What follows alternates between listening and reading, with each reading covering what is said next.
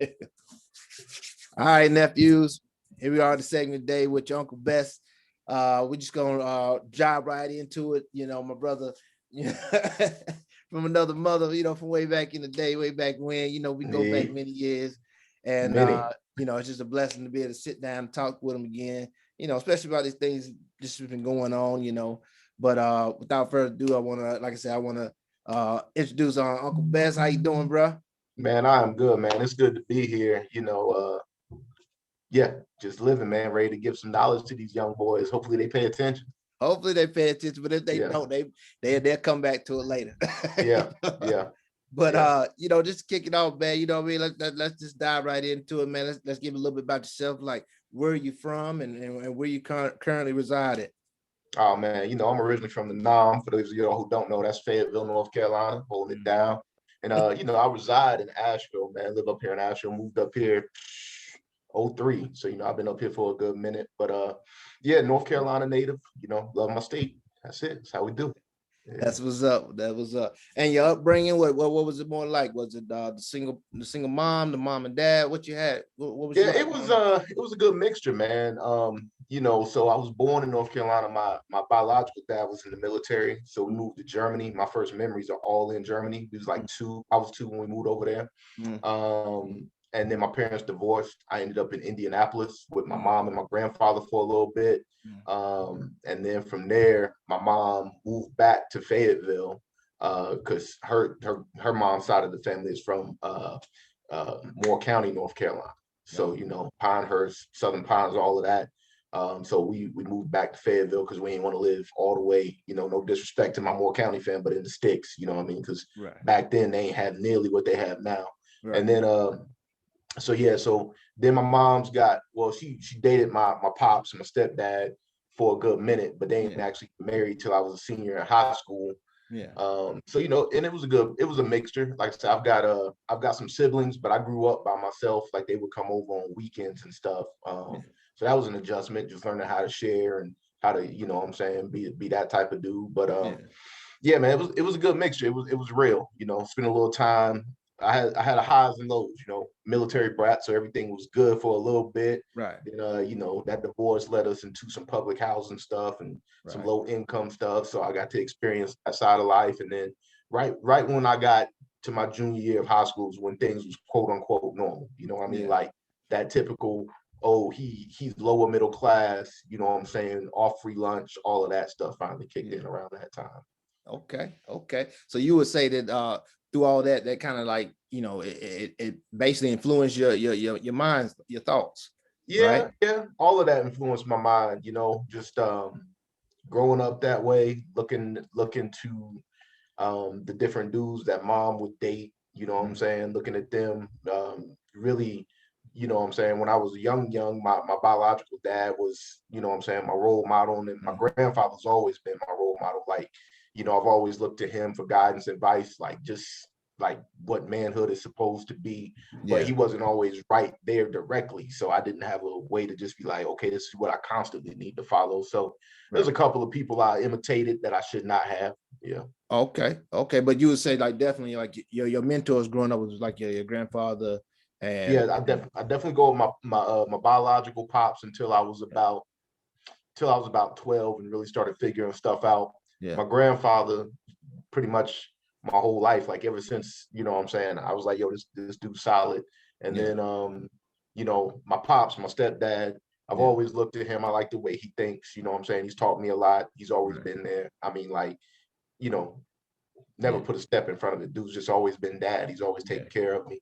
And then, like I said, there was a couple of dudes that my mom dated that was cool. You know what I'm saying? They was like, yo, this dude is cool. Yeah. You know what I'm saying? I tried to imitate them, but then after I found out the stuff they was doing, I'm like, oh man, these dudes was actually bums. You know what I mean? So yeah, that type of deal. But yeah, man. And then I didn't really get caught up in that street life or nothing like that. Right. I just was really about those dudes that just seem to have it together.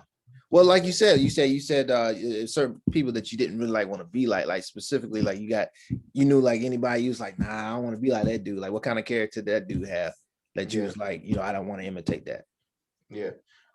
Dudes that I definitely didn't want to imitate, man, was just, uh cats that was just always in trouble, man. Like, even though, you know what I'm saying, like, I like to do stuff, I just didn't want to take risks. Like, I didn't want to be that dude to be like, all right, this is the way to get money quick. You know what I'm saying? Yeah. I was just like, I want to have fun. I want to make sure I stay free. I want to make sure, like, one thing about me that most people can't believe, because I'm black, I always get this question, especially with the way I look. They be Right. like, yo, you got some smoke. You got that, you got that bag. And I'm like, man, Yeah. I ain't never smoked a day in my life. You know what I mean? I've Yeah. never Yeah. touched that. You Yeah. know what I mean? Yeah. So it's just like stuff like that. There's certain things that I just don't do. Now I started drinking underage, you know what I'm Right. saying? I Right. started Right. doing stuff like that. And I, had some other things I would do, like, I skipped school, of course. Right. One of the big things that we used to do was we used to prank Little Caesars back in the day, Yeah. and we Yeah. would get them, like, this is back when they still had like all those party packs and spaghetti and all that. Yeah. So we would Yeah. call them up, act like we was somebody that was gonna order a bunch of stuff, not a Yeah. bunch, not anything crazy, but like a normal order, but a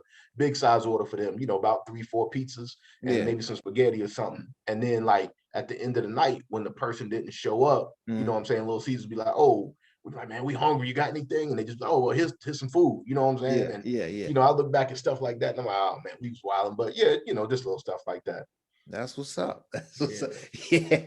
All right. So with that, man, like, what do you think? You were like a hard-headed kid? Like, you thinking like, did you take heed the advice, or you kind of shucked it off like, man, they don't know what they talking about? Man, I was a stubborn kid. I wouldn't say I was hard headed. I'd listen to Mhm. anybody, you know what I'm saying? It wouldn't go in one ear and out the other, but I Yeah. was stubborn, man. It took a lot, back then to get me to change. Like, Yeah. realistically, if you told me something, I Yeah. would have to actually see your theory work, or I Yeah. would have to go test it. I wouldn't just be like, okay, this is gospel. You know what I'm saying? There's a Yeah. couple of people. Let me back up. I forgot to mention my coach, you know Yeah. what I'm saying? Coach Vic. Anything he told me was gold. Like, Yeah. whatever coach said, I knew that was what I needed to do. You know Yeah. what I mean? And like with my grandfather too, that was another one. Like, if he said it, then I knew it was true. But Yeah. you know what I'm saying? Like I said, he wasn't around as much, because especially when we moved back to Carolina, he just Yeah. wasn't, you know what I'm saying, like Yeah. up in Indy, that's an 8-hour drive. So, Yeah. um, so yeah, man. But other than that, like, if someone older than me gave me some advice, it wasn't automatic. And that's even with Yeah. my bio dad and my pops, my stepdad. It was just, you know what I'm saying, okay, I trust y'all, but let me, you know what I'm saying? Yeah. I'm a kid. I'm still trying to figure it out on my own. Yeah. You know how we do with our parents, man. Like, one I of our feel homeboys can tell us the exact same thing. Our parents you. just told us, like, man, that makes sense. But our parents tell us, like, nah, I'm not sure, Yeah. Yeah.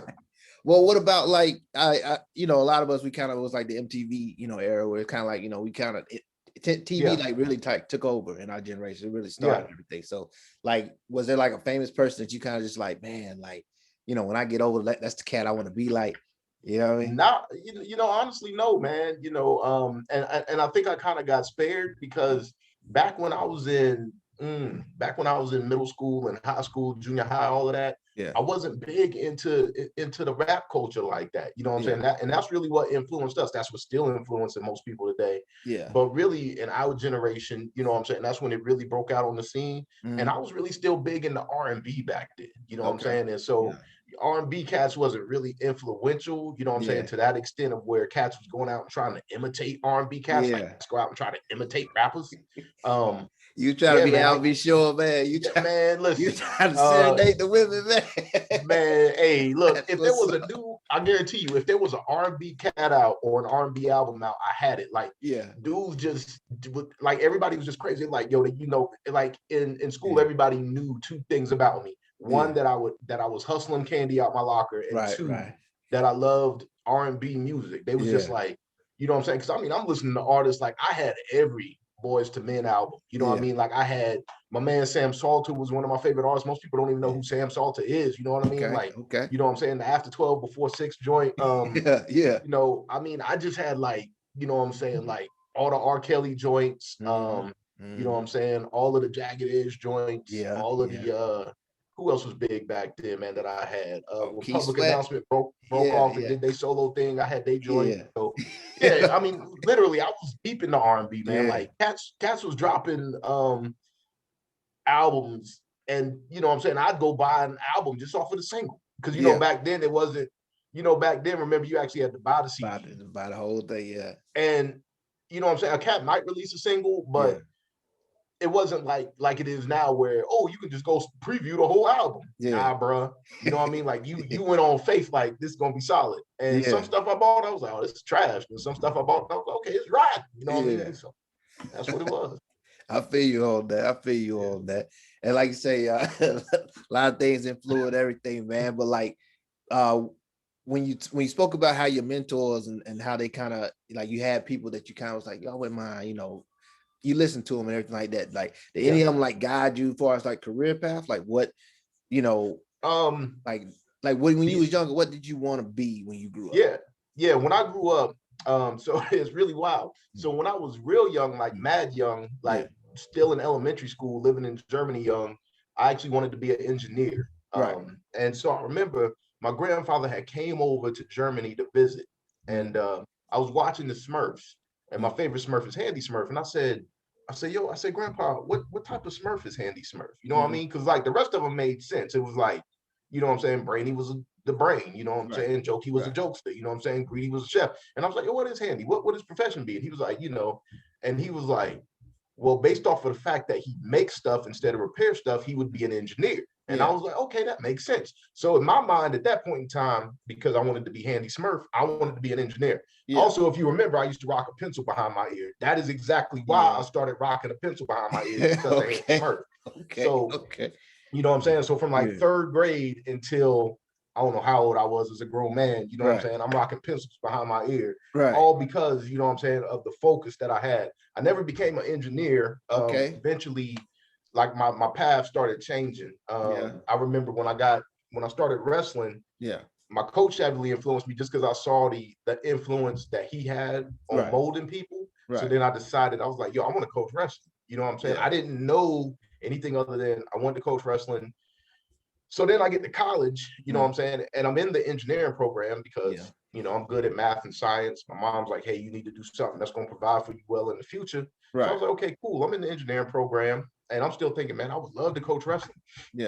So I start coaching wrestling while I'm in college. I start working for a program called Upward Bound. And I meet a young man who wrestled at Smith High School in Greensboro. So, you know, I start helping the team out and I'm coaching there. And then like I started just doing more stuff involving education. And then I found out about this program called technology education. So that's when I'm like, yo, I'm switching my major. You know what I mean? So I switched my major. And so, you know, my degree is actually in technology education with a minor in industrial engineering. So, you know, of course, I'm not teaching anymore. I'm still coaching wrestling to some degree. I'm actually what are you doing now? So right now, I actually work for the Social Security Administration. That's my full-time job. My full-time passion is I'm a DJ. You know what I'm saying? I have a DJ ministry. So, you know, I tell people about Jesus through music, through delivering tunes. And I also just got the appointment of a team chaplain for the Montreat wrestling team. So I go over there and lead prayer and help coach wrestling and all that good stuff. So it's a good mix, man. I just, you know, it's good. It's good. Life's good. Okay. So with all that mentoring, I'm pretty sure you run into a lot of youths and you know, a lot of these cats, they ain't gonna speak on, you know, they're lost, man. They not lost is like, you know, not knowing which way to go, but like, they're overwhelmed with so many possibilities of what they could possibly be. You know what I mean? So like, so in my mind, like what advice would you give a kid that was like, man, you know, I want to be a professional athlete when I grow up? Like, what advice would you hand to them? Man, if they want to be a professional athlete, I would tell them to have a great backup plan. And the reason why is just because it's hard, man. You got to look at the fact of, you know what I'm saying? Like, there's only so many people that actually make the league. You know what I'm saying? I mean, what? There's 53 people on an actual NFL roster, 8 on the practice squad. You know what I mean? And then it's hard to make the league. And then if you do make the league, there's always the possibility of you getting injured. Then you have to maintain, like, it's not just about being athletically talented, right? Like I said, I'm the chaplain at Montreat. So we're always on the kids about grades. We're always on, you know what I'm saying? You got to maintain those things. So first of all, let's talk about getting into college, even as an athlete. You know what I'm saying? Coaches look at, can I coach this kid? Meaning, will he listen? Will he come in not thinking he the best thing since Jordan, or the best thing since Julius Peppers? You know what I'm saying?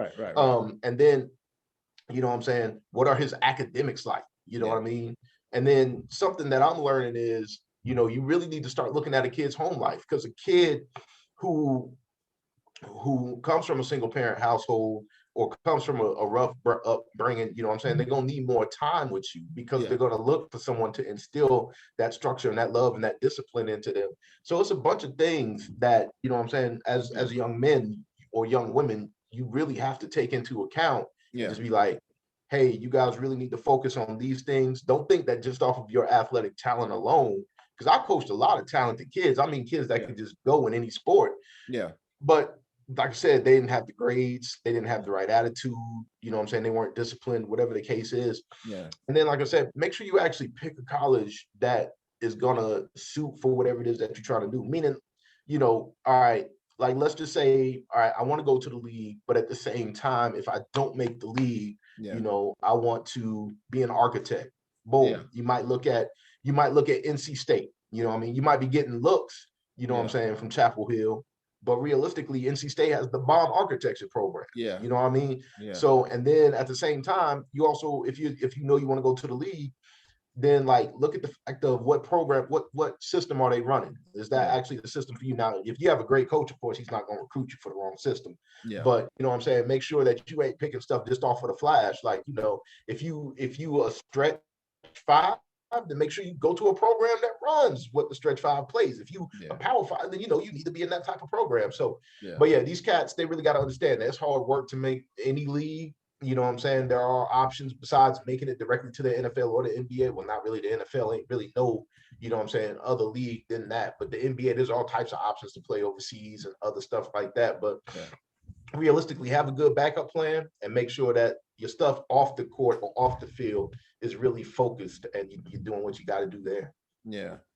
Okay. Okay. Now I feel you on that. And what about money? Like, what advice would you drop them on how to, because even with if they get accepted to through academics, or if they make it professionally, how do they handle money? What do you Man, tell you them know, about that's that? that's that's the biggest thing. I've actually started having little conversations with my daughter about this, you know, and she's 9. So, you know, I think that's one of the biggest things we as Black people don't talk enough about. It's like Yeah. certain things we don't want to touch until it's too late, right? Right. Like you don't start having conversations until after we should have had them. Like Yeah. realistically, like why do we wait until we're adults to start talking about money with each other? You Yeah. know, like why do is it that we don't feel comfortable telling our immediate family how much money we make? You know what I Yeah. mean? Like conversations you really need to have so people can understand Yeah. that this is what's going on. Yeah. So, you know, I'm not saying tell everybody your business by all means, but you Yeah. know, in the immediate people that you close to, that you really rock with, they Yeah. should know what's going on. But yeah, as far as money, Mhm. start learning to save. Just Yeah. just start learning to save. You know, the homie Dave, my sister Kalia, and my homeboy Reggie, you Mm-hmm. know, they just have immaculate saving skills. You know, just I know my sister, she just puts away money. She's been putting away money since she started working at 17. You know what I'm Yeah. saying? She's got accounts on accounts on accounts now, Mhm. because it's just one of those things of where you need to learn to you need to understand that you have to save money for whatever may happen, you Yeah. know, whatever may come through. So you got to develop a budget, Yeah. and the biggest part of that budget has to be saving money. You know what I'm saying? Still take care of yourself. You know, if you make $100, try to save 20 of that. You know Yeah. what I'm saying? Just using simple formula. You know what I'm saying? Like let's just say Yeah. you in school, you pick up a little weekly job, and after taxes and everything, you clear $100 a week. Put Right. 20 of that in the savings account. You know what I'm saying? Really, if you still at home in high school, unless y'all really just struggling, you probably could put more than that in the savings account, because you Yeah. shouldn't have any bills. I mean, unless your parents is making you pay your own cell phone or something, you Yeah. know. So put as much of it as you can in a savings account. Of course, buy yourself something, because that's what you worked all week for. You know Exactly. what I'm saying? Exactly. You wanted, you needed Treat that money yourself. for something. Yeah. Yeah. So go ahead and make sure you go pay yourself, get yourself something nice, whatever it is that you want to do. Mm. And then the rest of it, if you're not going to save it, don't spend it all at once. You know what I'm saying? Yeah. You know you don't get paid again until next Friday, next Thursday, next whatever day it is. You know what I'm saying? So if you put, you know, $50 of it in the savings account, you got 50 left, you go out and you're like, oh man, let me go ahead and go buy, I can't say CDs because like I say, y'all don't buy CDs no more. But you Yeah. know what I'm saying? If you go ahead and go out and, I don't know, purchase whatever game it is you want for the station, Yeah. then you know what I'm saying? Hopefully the game's on sale. Catch it, it's $30. You got $20 left to last you till you get paid again. Don't Yeah. touch that money that's in savings. Once you put it in there, don't touch it. You know what I mean? That's the big thing. Like, that's really where we mess up at. Like, oh yeah, it's right there. Let me just grab that and I'll put it back next time. Now, because you won't. You It'll be won't. gone. So yeah, that's the biggest thing I got, man. Is learn to save and learn not to touch what's in savings. Okay. Well, with that, other than like I said, other with the finances and everything like that, what's something else like what's like something that you wish someone had told you when you were younger, that otherwise you had to learn later, and like you kind of wish that maybe somebody would have just dropped that jewel a little sooner. It would save you a lot of heartache. You know what I mean? Man, something that I wish somebody would have told me a little sooner. Man, I mean, it's real being an adult. Like, people don't understand how difficult it actually is. Like, you know what I'm saying? Just balancing the budget. I'll tell you what, it's hard being a man. Let me rephrase that. Okay. And you know what I'm saying? Like, I'm always worried. You know what I mean? Like, I'm married, I got a daughter, so I'm always worried about this. I'm always like, if something goes wrong in the house, I'm never worried about me. You know what I'm saying? Power go out, like if it snows and the power goes out, I'm not worried about myself being cold. Yeah, I might be agitated that's cold, but I'm like, yo, this power need to come back on for them. Or I got to make sure, like, okay, I got to make sure that I got kerosene and heaters in the house in case the power go out for them. Stuff like that. So, you know, it's that thing of where I wish someone would have told me, like, how difficult that really was. Shout out to my pops, man, because I told him, I said, once I got married, I understood why you always needed a vacation after we went on vacation. Like, for real. You know what I'm saying? Because, like, I mean, I enjoy myself, but it's not the same. It's not that carefree enjoyment, because I'm always constantly like, all right, do we have enough money left for this? Are y'all having a good time? You know what I mean? Then most of the time we in charge of the driving. I got to make sure ain't nobody out here wilding, all that stuff. You know what I mean? So that's the type of stuff that, and then, you know, also, Pops used to only get us one present. He would get us one big present for Christmas. You know what I mean? And now I get it. Like, you know what I'm saying? If you taking care of the house, the majority or however, then, you know what I'm saying, when it's all said and done, that's all you got. You know what I mean? Like, by the time you pay everything and try to go get some gifts, it's like, all right, this is what I got left to get gifts with. This is what we got with. You know what I'm saying? So it was, like I said, always one big gift, but it was just one gift, where moms would show up with like 20 gifts. You know what I mean? So just like so that type of stuff, man, is just like really explain to cats what manhood and being an adult is. Like, so many of them just think it's about, I mean, it is about being grown and making your own decisions, but it's about making the right decision and understanding the consequences of those decisions. So, like, is there like an age for that, or like what's your definition of adulthood? Like, what is that like? Is that, legally it's 18. Right. You know, that's the federal government definition of adulthood is 18. But in the Black community. In the Black community, man, I think, you know, in the streets, man, as soon as you old enough to ride for yourself, to make a decision for yourself, you know what I'm saying, a decision that can get you capped out there if you're not careful. That can be any age, man, from you know, depending upon what hood you in, from 12 to 16. You know what I mean? Like, realistically and unfortunately, it's one of those things of where, you know what I'm saying, you don't want to rush this thing. You know what I'm saying? There's a lot of stuff that you have to learn. I've met a few young men that I'm like, okay, they got it figured out. They're gonna be all right. But you know what I'm saying? I can always tell the ones that I'm like, yo, you need some extra time, you need some extra work, and you need to learn how to think things through instead of being impulsive and being, you know, reckless with the decisions you make. So like the ones that don't really ask questions, that you thinking? Yeah, the ones that don't really ask questions, or the ones that ask the wrong questions. You know what I mean? Like, they too worried about the stuff that looks pretty instead of the work side of it. You know what I mean? That's the ones that'll get you. So, in your opinion, like, and we spoke about it, you know, briefly just a few minutes ago about, you know, about the Black community, and so, like, what do you think is like missing in our Black community that maybe that these young gentlemen that's you know, approaching in the ranks, that they could contribute? Like, what can they do to better, you know, our situation? You know what I mean? It's as far as, like, you know, what do you think is missing out there? Is it And it could be anything like, like I say, it could be, everybody always say unity, but it's bigger than that, in my opinion. It's always like, Mm-hmm. man, like, nah, something ain't right. Like, you know what I mean? Like, we're at the age now, like, this is what we're doing now. This is us giving back, just trying to drop some Yeah. jewels. That's about all we really, can possibly do. But I mean, still, we can get out and you can do the voting and all that stuff with the politics. And you got everybody that's joining on boards and everything now. You got people want to get on the HOA board and stuff, but Yeah. got an alderman buddy out Yeah. there in Memphis, Tennessee. Shout out to Memphis, Tennessee. Like he's out there That's doing good. his thing, and I'm like, man, like like I get what you want to get back to the community, and like you said, you got your outreach program going on, things you do throughout the music. So I always feel like maybe you got an insight of what's missing as something that's like these young kids can do to help, just further our art, I guess you would use some lack of a better word, are progressing, Mm-hmm. So I want to make sure I understand your question correctly. You're Mhm. asking, what is it that we can do to help the young men and women get to where they need to be, or you're asking what the young women need or young men need to be doing? Right, young men. What do the young men need to be doing right now? Like, what should be their focus as far as like I understand better in themselves, but also how can they help their community? Yeah. So they can help their community, man. The main way is by understanding their community. And what Mm-hmm. I mean by that is, what I'm saying, a lot of times, and I'm glad you're doing this because it speaks directly to the fact that a lot of times young people just don't like to listen to folks that's older than them.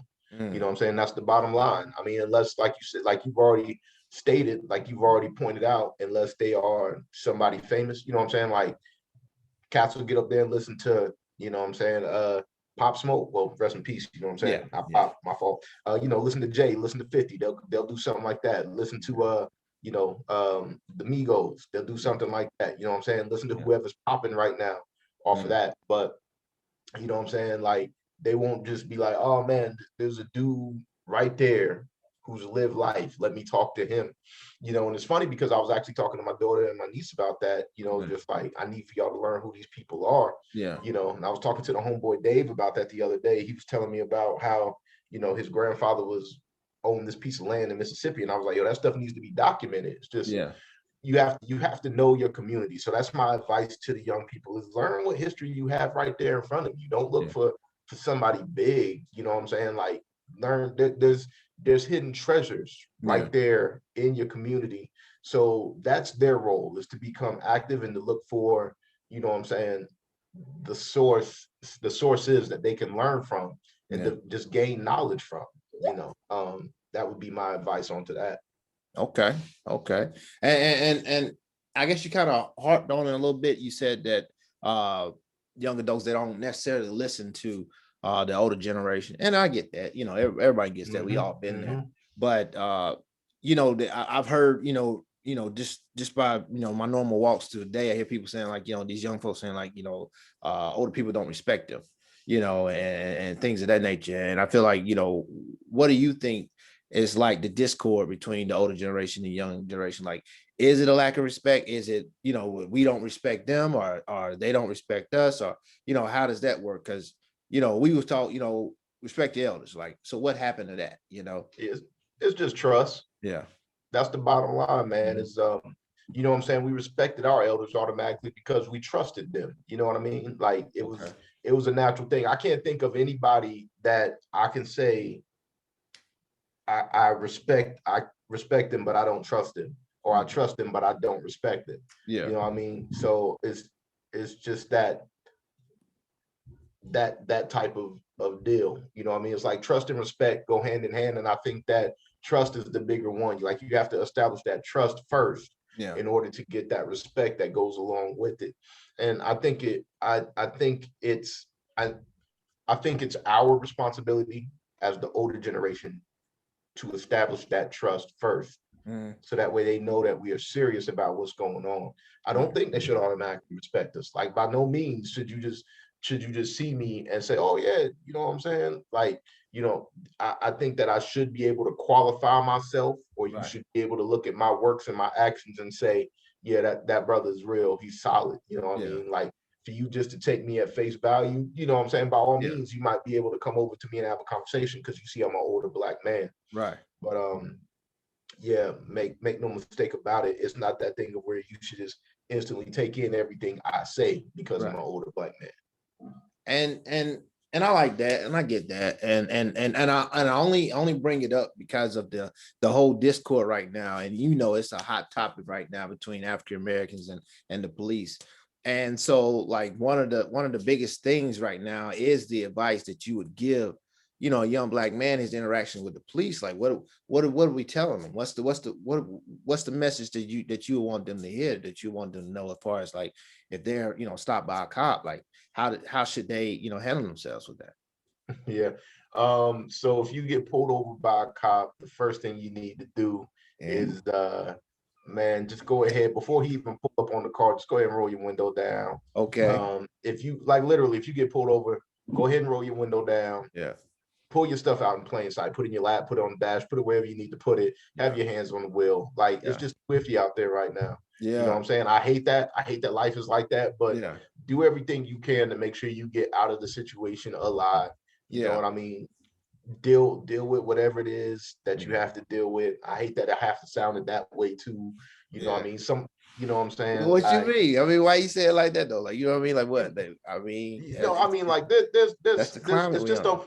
it's Yeah. just unfortunate that Yeah. people can't be people. Like, you know what I'm saying? Like, Yeah. I got lots of homies that I rock with, Yeah. and I know that, you know what I'm saying, you'll get some static from any type of cop. Doesn't matter if Right. they black, white, Latino, Right. Asian, whatever. Right. You there's a good possibility that, you know what I'm saying, you can catch static from them. So just do what it is that you're supposed to do. You might catch some racial stuff Yeah. from some cops that ain't black.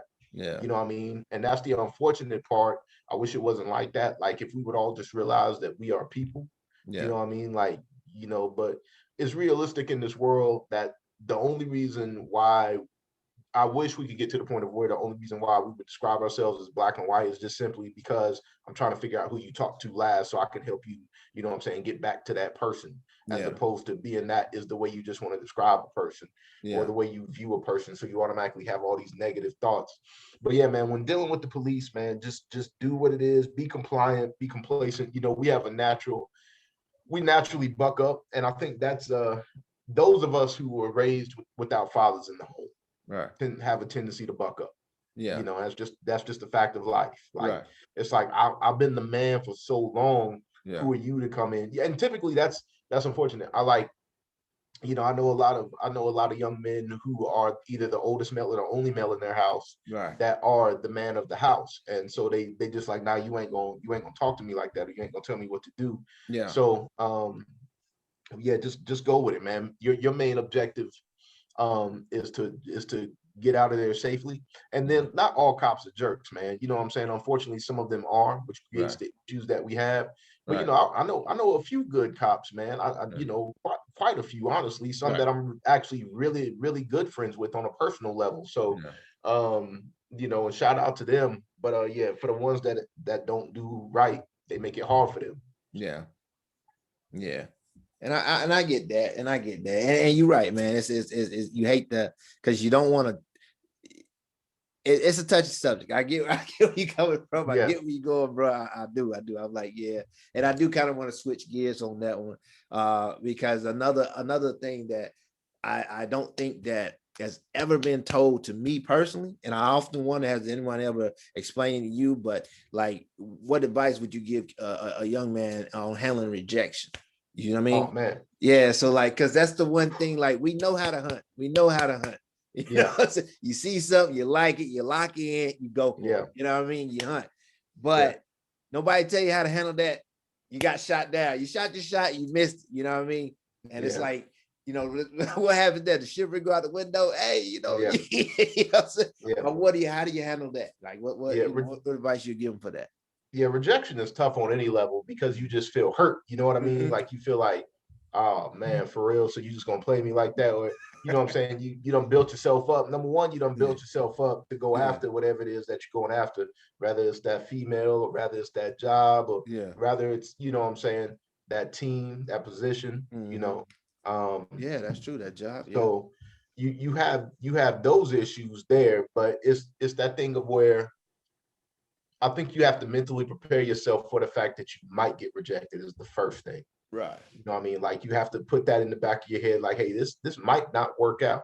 She Right. might not be interested. There might be somebody more qualified for the position. There might be somebody faster than me that actually, you know what I'm saying, deserves that spot more on the team. Yeah. You Yeah. know what I mean? So you have to be prepared mentally for those things. Now, Yeah. I'm not saying don't go in there with your full confidence and swagger, but at Yeah. the same time, don't go in there thinking that it's a lot. You know what I'm saying? Yeah. At any given point in time. So and that's on the front end. Now on the back end, when it actually happens, you have to Right. let those emotions process. You know what I'm saying? Yeah. That's the biggest thing, is that we as Black men, we don't process emotions well. I know I Mm. didn't for a long time.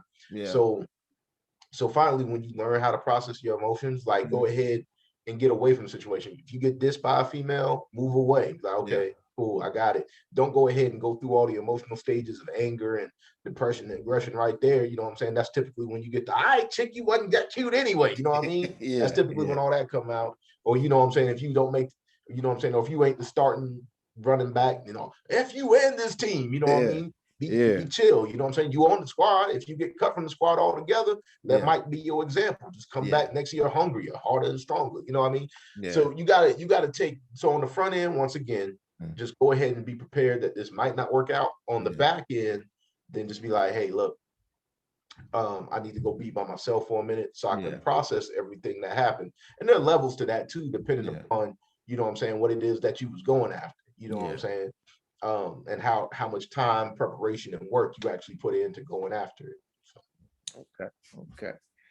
Yeah, man. Well, look, man, I know we've been having a great conversation. Like I said, I gotta look at the clock on this one, but I do know, what I'm saying? I do know it's a lot of material. I would like to sit down and have another conversation with you. If when you're available. I know your yeah, bro. time, time is money, man. I get it, I get it. But Yeah. I do want to leave you with some closing advice, closing statements, anything you want to get out for the young masses. Uh, and your plugs, like where can they find you, where can they meet you if they got any questions. Of course, Yeah, man. they're gonna Yeah. subscribe and hit up a question. We'll get you back on if they got any questions specifically. But like, what else, anything else you want to leave for them, just for anything you want to say? Um, the biggest thing, man, is just be mindful of your choices. You know what I mean? As a young man, really, really start focusing on finding yourself. Mm, That's the biggest thing, you know what I mean? And that comes at different levels, comes at yeah. different ages. Some people will figure out what they want to be in life Mm, early. Yeah, some people will figure out what they actually want to do in life late. But you're always learning about yourself. Like, you know what I'm saying? Even now at 40, I'm discovering stuff that I was like, I like that. Didn't know yeah. I like that, but I like that. You know what I Yeah. mean? And I did that at 30. I did that at 35. I did it at 25. You know what I'm saying? I did it at Yeah. 18. It's like stuff you just constantly learn about yourself as you get older and you mature. So start finding yourself, start working on yourself, start figuring out your quirks, all of that stuff. Yeah. Um, don't look for don't look for purpose in other people. Don't look for happiness in other people. You know what I'm Yeah. saying? Other people might make you happy, Yeah. but you know what I'm saying? Find those things in yourself that bring you joy, that bring you pleasure. You know what Yeah. I'm saying? Let other people add on to that. You know what I'm saying? If somebody brings you your favorite meal, or you know what I'm saying, somebody surprises you out the blue with a pair of tickets, great. That adds Yeah. on to your happiness, but Yeah. don't let, you know what I'm saying, that be a condition solely that you're based upon. Would be some of the biggest takeaways. You know what I'm saying? It'll save you some headaches in manhood and just in life in general. Yeah. Just learn to focus on yourself, and learn to value other people's advice, man. Mm, Really, yeah. like, For learn to real. For take real. what other people tell you, Yeah. and especially those that have your best interest in heart. Not just any Joe Blow off the street, but those Yeah. dudes that rock with you and they sitting there and they right there with you. Make sure Yeah. you take their advice to heart. As far as reaching me, man, if you want to reach me, you can find me on Facebook and Instagram. Those are where I'm most active at. And that's Herman Best Believe Bright, or DJ Best Believe on Instagram. So Facebook is Herman Best Believe Bright. Instagram is DJ Best Believe. Mm-hmm. Um, you can connect with me there. Mm-hmm. If you know what I'm saying, have any questions or anything like that, Yeah. I'm always open. You know what I'm saying? I love to chat, love to Yeah. talk, love to get feedback, love to help people figure out stuff or focus in on stuff, however they want to look at it. So yeah, man. Well, that's what's up, best as Uncle Bes, man. You know, much respect. Appreciate you, brother. And like I say, we're gonna try to keep this going, but I know that I would like to have you back and we could talk offline about that. But yeah, bro, I appreciate you and much love, bro. We're going to Love get you out too, of here. brother. Yeah. All right. All right.